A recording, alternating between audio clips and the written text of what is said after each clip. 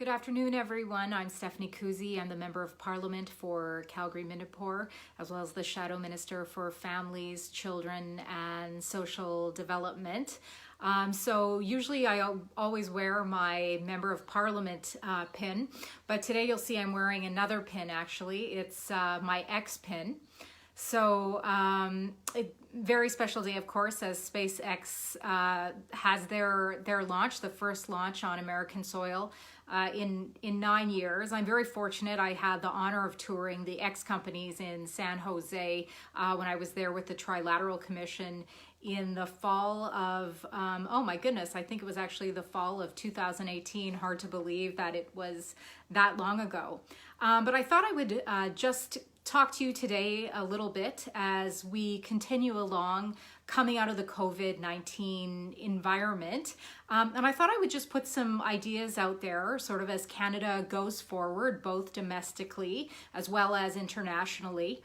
I'm getting a little bit concerned that Canada, of course, this has been a pandemic of incredible proportions. No one certainly could have foreseen this a year ago. Certainly not the timing, maybe one day, but not that this would actually arrive. But here we are in this situation, coming out of this situation. And I'm getting concerned because I feel as though the focus of government is still upon the economic response in terms of both supports for individuals, supports for businesses. You know, I think these things are all incredibly important. Of course, we had to start with the public safety response, the health response, and I will say personally, as a member of the official opposition, I do have some concerns about the initial response in terms of the PPE and the closing of the borders, these types of things. But certainly the government has provided many responses to many Canadians in terms of both individual supports, business supports, the wage subsidy, the student supports. I could go on and on and on. And, you know, I think that was important. Canadians needed that support at that time. But as we go forward, I personally am starting to think more and more about our economic response and our economic recovery and what that looks like, both from a domestic perspective as well as an international perspective. I've been very fortunate to have many conversations with many leaders, both across Canada as well as internationally. And primarily they have two major concerns that they share from a domestic perspective once we move past the health and safety and the economic supports. And the first is the Treasury, of course, is that as of recent, we've seen that the deficit just increases. The Parliamentary Budgetary Office a month ago put the estimate at $252 billion. I believe more recently that is like 270. So incredibly concerning as to how we're going to recover from an economic perspective. And many leaders that I've talked to have said that this is something that they are worried about from many perspectives going forward in economic recovery, but also taxation.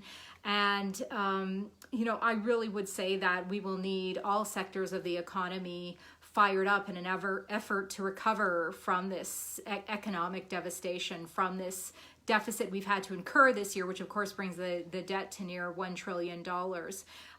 So, you know, I certainly would call upon the government to consider all forms of revenue at this time. And I'll get into this a little bit more when I start talking about the next issue.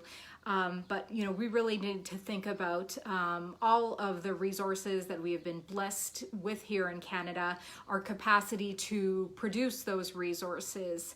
And of course, being a member of Parliament from Calgary and from Alberta, that includes energy. So the Treasury is the first thing that leaders across Canada worry about. The second one, which I will touch upon further, is supply chains.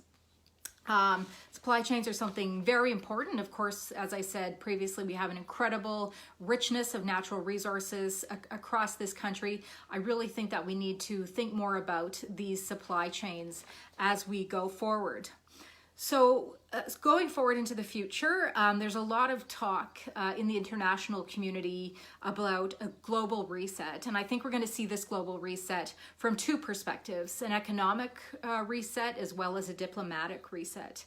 I've done some thinking on it. I believe our economic reset around the world, success in the economic reset will largely depend upon three things. Number one is which nations can get their economies up and running as soon as possible. I know this is dependent upon many things, including relaunch measures as well as a vaccine. I know the news out of Moderna last week was looking very good, and I'm very hopeful as they continue with their trials, other corporations continue with their trials, that we'll see something on that front. The second major factor for those who will be successful in the economic reset is supply chains. Who will be successful in these supply chains? So in talking to some experts have said that economic supply chains have already been determined once there was seen to be problems with China as early as January. I don't believe that. I believe that there is much ground and much work ahead as the world goes to reconsider how it will get all of its resources and products, who will supply those, and who they will do trade with. So frankly, if I was the Prime Minister or the Trade Minister, I would be doing a national inventory right now of our natural resources, everything from agriculture to energy to minerals to textiles, really considering what we have across the nation, as well as our production capacity to see what we can produce internally, and as well seeing what we can trade with, and then going forward seeing who trusted trade partners will be, so that we can consider who we want to do business with, both for exporting our products but also importing our products as well. The third factor for the economic reset will be those who have capital. Of course, in Canada, we don't have a considerable amount of capital at this time, so I would really encourage the federal government to focus on the supply chain aspect of that. We're seeing the states going forward with the Economic Prosperity Network. Here in Alberta, coming actually even prior to the pandemic, we had the Alberta Business Recovery Council, and I would really consider or ask that the federal government consider measures such as this as well to get the economy going once again. Now, that's the economic reset. As for the diplomatic reset, now, when we talk about the global reset, there's kind of two ideas in the international arena right now. One is the reset, and the other one is an acceleration that we're going to see. And I actually think that we're going to see both. So from an acceleration, I think we'll see things like Europe turning further inward again, becoming sort of more self-reliant on themselves, and we've seen this already. But for Canada, I see two great areas of possibility where we can go forward in the world. The first one is acting as an intermediary. Of course, many nations are reevaluating not only the nation of China and the government of China, but their relationship with China. And I think Canada really has an opportunity here to go forward and to create new relations, both diplomatically and from a supply chain perspective as well. And that includes with the United States. I know many leaders across the world, and I would add U.S. leaders themselves are very disappointed in the U.S.'s engagement as a leader in this COVID-19 crisis, having really stayed internal and inwards rather than reaching out to the world to look for solutions. So I would really suggest Canada consider being an intermediary in this regard. This was something that I advocated for when I was in Peter Kent's office as a policy advisor, when he was Minister of State for Latin America. Even with, say, a nation like Cuba, I suggested that we act more as an intermediary between U.S. This is when Obama was in power. We were seeing Helms-Burton reevaluated, remissions increasing, visitation of U.S. citizens to Cuba easing up. That we in no way should sacrifice our values or our principles. Rather, we need to be present to enforce and promote our values and our principles rather than allowing other negative values and influences take their place around the world. So I think it's very important for Canada to step into this role, and this is really the time to do it coming out of this crisis. As well, I will say that I have heard continuously from a number of world leaders that they are very disappointed in the multilateral response that was received, or that I should say that took place. And this is not just across the United Nations or the World Health Organization, but also the G7 and the G20.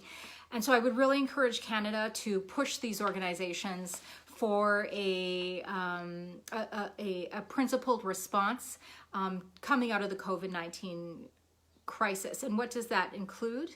It includes transparency, truth, and of course calling out the bad players. So, you know, I think all of these things are very important as we leave the COVID-19 environment, but I really believe that Canada has to get on it. I have yet to see anything from the federal government in their response, from the Prime Minister coming out of the cottage every day, or the cabinet for that matter, regarding these bold moves going forward in regards to our economic recovery and our new diplomatic relations going forward as we consider the economic reset and the diplomatic reset around the world. So I hope that individuals in my own party, the Conservative Party of Canada, will consider this as we go forward into our leadership selection, but also across Canada as well, and for the government of Canada as we go forward. So these are just some thoughts I wanted to put out here today after having many conversations. I would encourage any of you who are watching this Facebook Live to reach out to all the resources which are available. There's been some incredible webinars by the Macdonald-Laurier Institute on the responses from both Singapore and Taiwan and South Korea as examples. I've also seen excellent presentations out of the Rideau Club with Abacus data in terms of Canadians, actually individuals' responses from around the world on the recovery and what's required and feelings towards China. And as well, of course, I have to thank my colleagues at the Trilateral Commission for constant, fascinating dialogue with how we can move forward, not only as Canada, but as internationally going forward, because certainly this pandemic has shown us that we are all tied together. So I will leave those thoughts with you for now. I will follow up on some of these ideas in the coming weeks. I'm actually headed off to Ottawa on Monday. I'm a little anxious, but also very excited to go back to the Chamber and to the House of Commons. And I will catch up with you at that time. But in the interim, as I always say, God bless the people of Calgary-Midnapore, God bless Canadians, and God bless Canada. Thank you.